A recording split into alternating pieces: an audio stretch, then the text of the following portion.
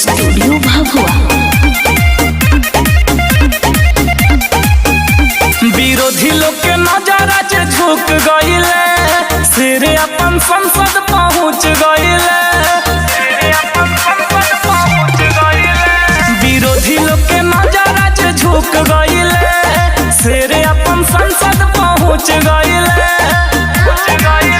आज पहिरा तू आज बटाई मिठाई देत बाटे देश हो, देता पूरा देश तो है जीत के बधाई। संसद में जाए बताहड़ हमार भाई, हमनी के शान तो है बड़ा रावण भाई।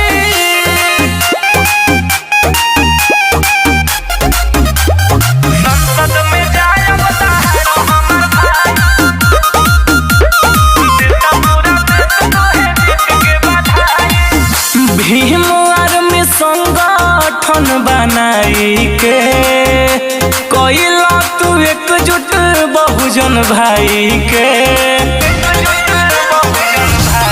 हाँ हाँ लाचार लोग के दिलावे लाने आए हो, जे भी वो पे कर लाने आए हो। बट दिल से दुआ छुआ चांद के ऊंचाई, देता पूरा देश हो, देता पूरा देश तो है जीत के बधाई। बहुजन के शान मारो तू ही रावण भाई, संसद में लड़ाई अब समाज के लड़ाई।